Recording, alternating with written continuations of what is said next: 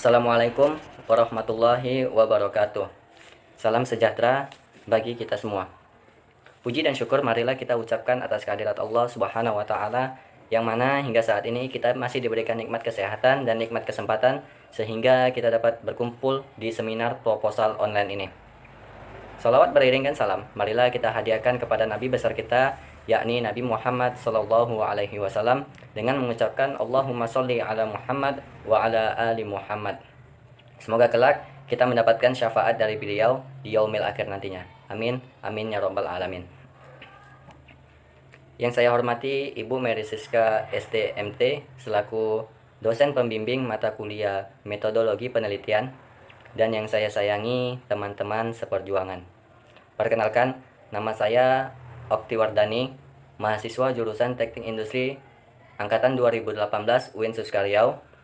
Pada kesempatan kali ini saya akan menyampaikan simulasi proposal penelitian yang berjudul Analisis Strategi Pemasaran dalam meningkatkan volume penjualan produk pada PT Proderma Sukses Mandiri, yang saya ambil dari tugas akhir Saudara Irfan Zefi, seorang mahasiswa dari Universitas Islam Syarif Hidayatullah. Dalam presentasi ini, saya akan membahas 3 poin utama, yaitu poin pertama adalah alasan saya memilih judul ini, yang meliputi latar belakang masalah, identifikasi masalah, perumusan masalah, tujuan, dan manfaat penelitian. Poin yang kedua adalah metodologi penelitian yang meliputi jenis penelitian, tempat dan waktu penelitian, teknik pengumpulan data, dan analisis data penelitian. Sedangkan poin ketiga atau poin yang terakhir adalah hasil penelitian. Langsung saja saya akan membahas pada poin yang pertama. Latar belakang masalah. Setiap perusahaan, baik yang bergerak di bidang produk maupun jasa, mempunyai tujuan untuk tetap hidup dan berkembang. Tujuan tersebut dapat dicapai dengan usaha mempertahankan dan meningkatkan keuntungan atau laba perusahaan. Biasanya, usaha umum yang dilakukan untuk meningkatkan laba perusahaan yaitu dengan mencari dan membina pelanggan, serta usaha menguasai pasar tersebut. Usaha tersebut tidak lepas dari peranan bagian pemasaran perusahaan dalam melakukan strategi yang bagus untuk menggunakan kesempatan atau peluang dalam pemasaran, sehingga posisi perusahaan di pasar tersebut dapat dipertahankan dan ditingkatkan. PT Proderma Sukses Mandiri ini merupakan perusahaan manufakturing yang bergerak di bidang kosmetik. Perusahaan Proderma Sukses Mandiri ini berdiri pada tahun 2009 hingga saat ini. PT Proderma memproduksi berbagai macam produk perawatan kulit. PT Proderma Sukses Mandiri menghadapi persaingan yang ketat dengan perusahaan lain yang sejenis. Maka perusahaan ini harus tetap melakukan inovasi dan lebih berupaya mengatur pemasaran sehingga dapat merebut persaingan pasar. Tingkat penjualan PT Proderma Sukses Mandiri ini dari tahun ke tahun tidak stabil. Dari tahun 2014 ke 2015 mengalami kenaikan pada produk liquid soft dan bar soft. Tetapi pada produk sunblock SPF 30 dan 50 mengalami penurunan. Begitu pula pada tahun 2016 hanya sunblock SPF 50 yang mengalami kenaikan penjualan dan sisanya menurun. Maka dari permasalahan tersebut, latar belakang tersebut, dipilihlah penelitian dengan judul Analisis Strategi Pemasaran dalam meningkatkan volume penjualan produk pada PT Proderma Sukses Mandiri. Selanjutnya, identifikasi masalah. Identifikasi masalah yang pertama, di sini ditemukan tingkat penjualan di PT Proderma Sukses Mandiri mengalami naik turun atau tidak stabil pada tiap tahunnya. Seperti yang saya jelaskan pada latar belakang masalah tadi, bahwa penjualan dari PT Proderma Sukses Mandiri ini selalu mengalami naik turun atau tidak stabil pada setiap tahunnya. Yang kedua, implementasi strategi pemasaran yang digunakan perusahaan belum maksimal, sehingga mengakibatkan tidak tercapainya target penjualan yang diinginkan. Dikarenakan tingkat penjualan di PT Proderma Sukses Mandiri ini selalu mengalami naik dan turun atau tidak stabil, maka perlunya identifikasi pada faktor lingkungan internal maupun eksternal perusahaan, dan menentukan kekuatan serta kelemahan, peluang dan ancaman menggunakan analisis SWOT. Selanjutnya, perumusan masalah. Rumusan masalah yang ada pada PT Proderma Sukses Mandiri ini adalah apa strategi pemasaran yang perusahaan terapkan untuk meningkatkan volume penjualan produk pada PT Proderma Sukses Mandiri. Yang kedua, bagaimana mengidentifikasi kekuatan, kelemahan, peluang dan ancaman strategi pemasaran perusahaan menggunakan analisis SWOT. Dan yang terakhir, bagaimana pemasaran yang telah dilakukan PT Proderma Sukses Mandiri dari sisi pemasaran syariah itu sendiri. Selanjutnya di sini ada tujuan penelitian. Adapun tujuan penelitian yang pertama adalah untuk mengetahui strategi pemasaran yang diterapkan perusahaan dalam meningkatkan volume penjualan produk pada PT Proderma Sukses Mandiri. Tujuan yang kedua, mengidentifikasi kekuatan, kelemahan, peluang dan ancaman strategi pemasaran pada PT Proderma Sukses Mandiri dengan melakukan analisis SWOT. Tujuan yang ketiga, untuk mengetahui pemasaran yang dilakukan PT Proderma sesuai dengan nilai-nilai dan hukum pemasaran syariah. Setelah kita mengetahui tujuan penelitian, maka di sini peneliti dapat menimbulkan manfaat dari penelitian. Adapun manfaat dari penelitian ini adalah secara teoritis, yaitu hasil penelitian ini dapat dijadikan rujukan dan referensi bagi Universitas Islam Negeri Syarif Hidayatullah Jakarta jika melakukan penelitian lebih lanjut mengenai strategi pemasaran. Yang kedua, secara manfaat praktis, yaitu sebagai bahan pertimbangan bagi perusahaan dalam mengambil keputusan khususnya mengenai kebijakan strategi pemasaran di masa yang akan datang. Selanjutnya yaitu menentukan kerangka pikiran. Yang pertama, melakukan analisis strategi pemasaran dalam meningkatkan volume penjualan produk pada PT Proderma Sukses Mandiri. Selanjutnya, melakukan analisa strategi pemasaran pada PT Proderma Sukses Mandiri dalam memasarkan produknya melalui wawancara langsung dan permintaan data. Langkah selanjutnya yaitu strategi pemasaran PT Proderma Sukses Mandiri dalam meningkatkan volume penjualan produk atau analisis 7P. Kemudian melakukan analisis SWOT, dan langkah selanjutnya setelah menentukan analisis SWOT maka menyimpulkan dan memberi saran. Selanjutnya, landasan teori. Di landasan teori ini terdapat pengertian pemasaran dan strategi pemasaran. Pemasaran berasal dari kata pasar atau dapat diartikan pula dalam konteks tradisional tempat orang jual beli. Pemasaran adalah proses perencanaan dan pelaksanaan pemikiran, penetapan harga, promosi, serta penyaluran gagasan barang dan jasa untuk menciptakan pertukaran yang penuh sasaran individu dan organisasi. Adapun pemasaran menurut Kotler dan Armstrong adalah sebuah proses sosial manajerial di mana individu dan kelompok-kelompok memperoleh apa yang mereka butuhkan dan mereka inginkan melalui penciptaan dan pertukaran produk serta nilai dengan pihak lain. Adapun strategi pemasaran dapat dipahami sebagai logika pemasaran yang dengannya unit usaha berharap dapat mencapai tujuan pemasaran. Selanjutnya di sini ada komponen strategi pemasaran. Di dalam komponen strategi pemasaran ini terdiri dari beberapa kelompok. Untuk kelompok yang pertama adalah segmentasi. Segmentasi ini dibagi atas 3 bagian. Yang pertama itu segmentasi berdasarkan demografik, yang kedua segmentasi berdasarkan psikografik, yang ketiga segmentasi berdasarkan tingkah laku. Adapun segmentasi berdasarkan demografik adalah segmentasi ini membagi pasar menjadi beberapa kelompok berdasarkan umur, jenis kelamin, pendapatan, pekerjaan, pendidikan, maupun ras dan lain-lain.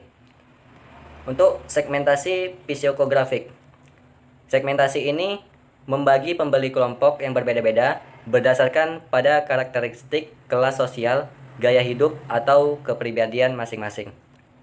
Untuk segmentasi tingkah laku, segmentasi ini berdasarkan selera masyarakat terhadap jenis produk yang ditawarkan kepadanya. Selanjutnya, komponen strategi selanjutnya adalah targeting. Setelah melakukan segmentasi, Biasanya perusahaan selanjutnya melakukan pemilihan segmen yang akan dituju atau yang disebut juga targeting. Dan dengan menerapkan targeting ini berarti upaya menempatkan sumber daya perusahaan secara berdaya guna. Karena itu, targeting ini biasa disebut dengan fighting strategi atau ketepatan. Komponen selanjutnya itu ada positioning. Setelah pemetaan dan penempatan, perusahaan harus memastikan keberadaannya di ingatan pelanggan dalam pasar sasaran. Karena itu, strategi ini disebut buying strategi atau strategi keberadaan. Untuk komponen strategi pemasaran selanjutnya yaitu marketing mix. Marketing mix ini terdiri dari 7P. Adapun P yang pertama adalah produk. Apa yang dimaksud dengan produk? Produk adalah sesuatu yang dapat memenuhi kebutuhan dan keinginan konsumen. Sesuatu yang dapat ditawarkan ke pasar untuk mendapatkan perhatian untuk dibeli, digunakan, atau dikonsumsi untuk memenuhi keinginan dan kebutuhan. Strategi produk yang dilakukan oleh suatu perusahaan dalam mengembangkan produknya yaitu yang pertama adalah penentuan logo dan moto.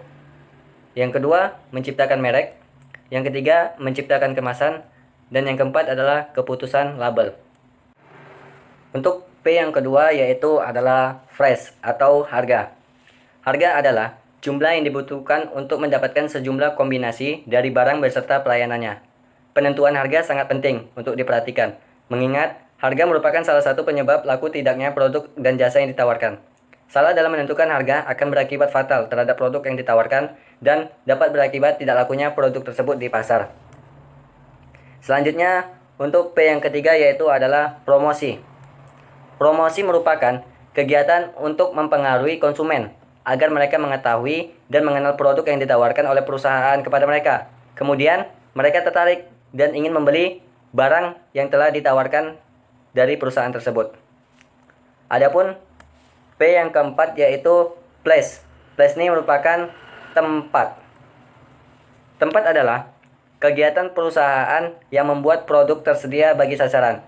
Tempat merupakan saluran distribusi, yaitu serangkaian organisasi yang saling tergantung, yang saling terlibat dalam proses untuk menjadikan produk atau jasa siap untuk digunakan atau dikonsumsi. Lokasi berarti berhubungan dengan di mana perusahaan harus bermarkas dan melakukan operasi. Perusahaan sebaiknya memilih tempat yang mudah dijangkau. Dengan kata lain, baiklah, untuk P yang kelima yaitu adalah people. People di sini yaitu manusia itu sendiri. Manusia adalah orang yang ikut terlibat baik secara langsung maupun tidak langsung pada proses layanan itu sendiri. Elemen dari manusia itu sendiri bisa berupa pegawai perusahaan, konsumen, dan konsumen yang lain. Semua sikap dan tindakan yang dilakukan karyawan akan mempengaruhi keberhasilan penyampaian jasa itu sendiri. Adapun P yang keenam adalah proses.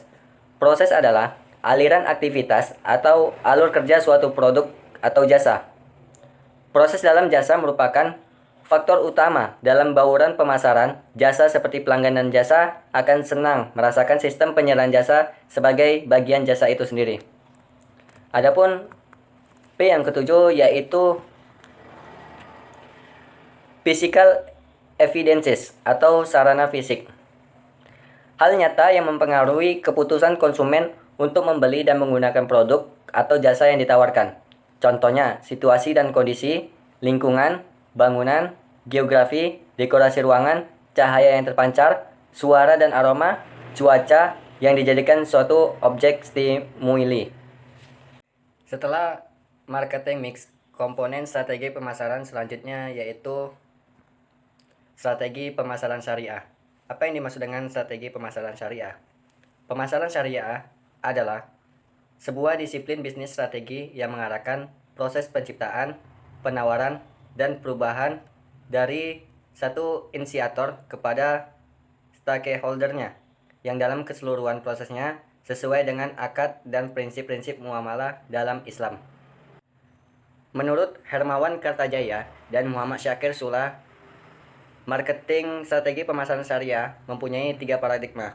Yang paradigma pertama yaitu syariah marketing strategi untuk memenangkan mindshare. Strategi yang kedua yaitu syariah marketing tactic untuk memenangkan market share. Adapun strategi pemasaran yang ketiga adalah syariah marketing value untuk memenangkan hard share. Poin kedua yaitu tentang metode penelitian. Metode penelitian ini isinya adalah yang pertama jenis penelitian. Jenis penelitian yang digunakan adalah metode kualitatif. Adapun tujuan menggunakan pendekatan metode kualitatif adalah menggali atau membangun satu proporsi dan menjelaskan makna di balik realita. Dalam metode penelitian kualitatif, menggunakan prosedur penelitian yang menghasilkan data berupa deskriptif dari ucapan ataupun tulisan dan perilaku objek itu sendiri. Penelitian kualitatif ini lebih menekankan pada data yang berupa kata atau gambar dan tidak menekankan pada angka. Selain itu, peneliti ini lebih menekankan pada proses dari produk atau outcome. Selanjutnya, tempat penelitian. Tempat penelitian ini dilakukan di PT Proderma Sukses Mandiri yang berlokasi di Jalan Palem 7, Blok F nomor 1026, Jagamulya, Bekasi Selatan. Waktu penelitian yaitu pada bulan Juli 2017. Adapun teknik pengumpulan data yang digunakan dalam penelitian ini ada 4, yaitu yang pertama interview atau wawancara yang dilakukan secara langsung oleh narasumber. Yang kedua observasi. Observasi ini merupakan metode pengamatan yang didukung dengan pengumpulan dan pencatatan data secara sistematis terhadap objek yang akan diteliti. Yang ketiga angket, dan yang terakhir adalah dokumentasi. Dokumentasi ini merupakan catatan peristiwa yang sudah berlalu yang berbentuk lisan, gambar, atau karya-karya monumental dari seseorang. Berikutnya ada analisa data. Di sini terdapat 3 analisa data, yaitu pertama menggunakan analisis deskriptif SWOT dan matrik SWOT. Untuk analisis deskriptifnya menjelaskan hasil penelitian secara deskripsi dengan lengkap dan spesifik. Kemudian ada SWOT, mengumpulkan data dengan pedoman yang pertama strength, kekuatan, weakness, kelemahan, opportunity atau peluang, threat, dan ancaman. Kemudian analisis terakhir ada matrik SWOT. Dari 4 kemungkinan alternatif strategi yang diperoleh, strategi yang paling tepat digunakan oleh PT Proderma Sukses Mandiri sehingga dapat menjadi pilihan utama konsumen dalam produk perawatan kulit adalah perumusan strategi SO, yaitu strategi dengan menggunakan strength untuk memanfaatkan opportunities yang dimiliki perusahaan, yaitu yang pertama mempertahankan dan meningkatkan kualitas produk agar masyarakat lebih percaya. Yang kedua, memperdalam jalinan dengan mitra guna menciptakan hubungan yang baik. Strategi ini perlu dilakukan karena hubungan yang baik dapat mendatangkan hasil positif bagi mitra dan PT Proderma.